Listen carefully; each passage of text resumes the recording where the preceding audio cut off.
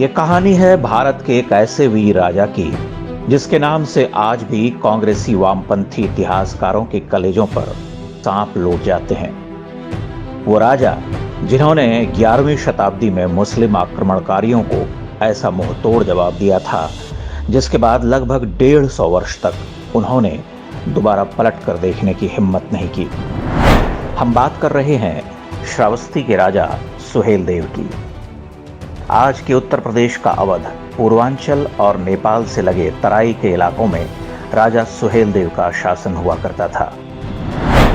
लगभग 1000 वर्ष पहले की बात है। मुस्लिम आक्रमणकारी महमूद गजनवी की सेना सिंधु नदी को पार कर भारत में घुस चुकी थी। गजनवी के भतीजे सैयद सालार मसूद गाजी के नेतृत्व में एक बड़ी सेना तेजी से पूरब की तरफ बढ़ रही थी। सालार मसूद मोहम्मद गजनवी का सबसे खूंखार सेनापति माना जाता था। ये वो दौर था जब भारत के अलग अलग इलाकों में कई राजाओं का शासन हुआ करता था। महमूद गजनवी से मुकाबले के लिए 17 से अधिक राजाओं ने मिलकर एक संघ बनाया जिसका नेतृत्व सौंपा गया श्रावस्ती के राजा सुहेलदेव को।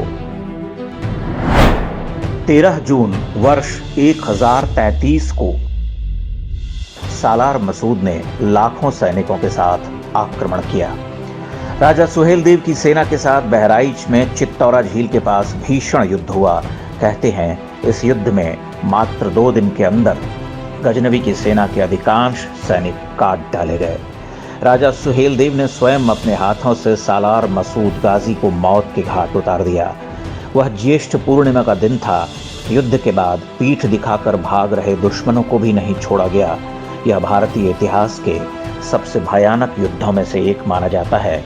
इसका परिणाम यह हुआ कि अगले 150 वर्ष तक किसी मुस्लिम आक्रमणकारी ने इस क्षेत्र की तरफ आंख उठाकर भी देखने की हिम्मत नहीं की। युद्ध के बाद सालार मसूद गाजी को बहराइच में ही दफना दिया गया, लेकिन 300 वर्ष बाद जब फिरोज शाह तुगलक आया तो उसने पास में ही राजा सुहेलदेव के गुरु ऋषि बालार के आश्रम को तोड़कर सालार मसूद गाजी की दरगाह बनवा दी। इसके बाद वहां हर साल उर्स होने लगा जिसमें कुछ हिंदू भी मन्नतें मांगने के लिए जाने लगे, बिना यह जाने कि वह किसकी मजार पर मत्था टेक रहे हैं। ये परंपरा आज भी जारी है।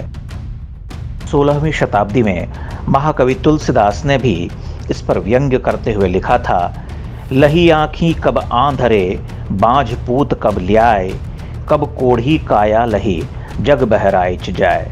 अर्थात पता नहीं कब किस अंधे को आंख मिली, पता नहीं कब किसी बांझ को पुत्र हुआ, पता नहीं कब किसी कोढ़ी की काया निखरी, लेकिन फिर भी लोग बहराइच जाते हैं। उस दौर के मुगल शासकों ने सुहेलदेव के वंशजों से हमेशा दुश्मनी निकाली।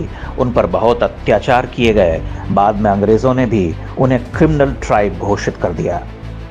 आज़ादी के बाद जिन कांग्रेसियों और वामपंथियों ने देश का इतिहास लिखा, उन्होंने भी राजा सुहेलदेव से बदला लेना जारी रखा और उनका नाम ही इतिहास के पन्नों से मिटा दिया।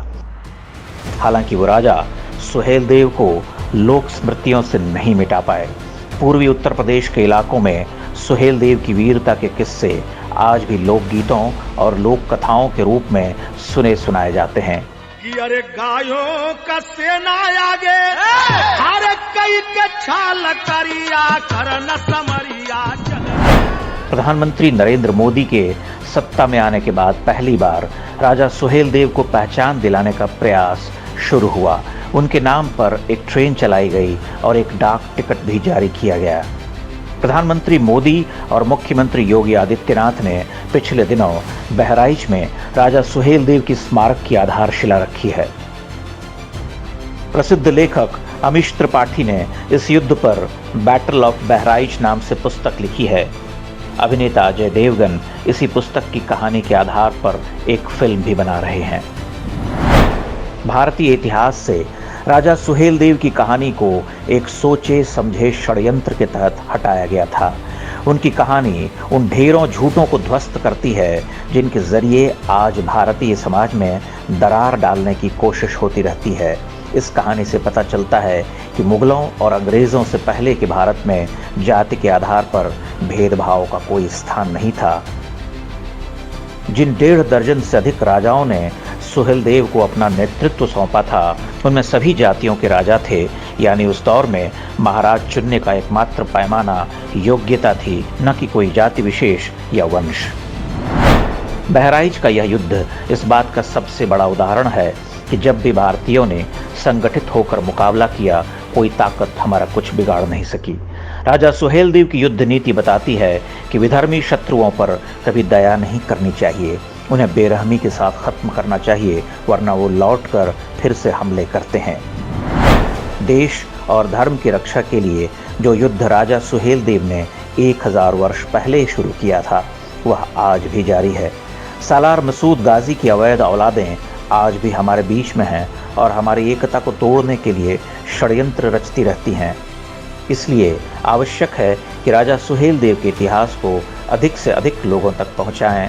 लोग असली इतिहास जानेंगे तो गजनवी और गाजियों के मंसूबे कभी सफल नहीं होने पाएंगे।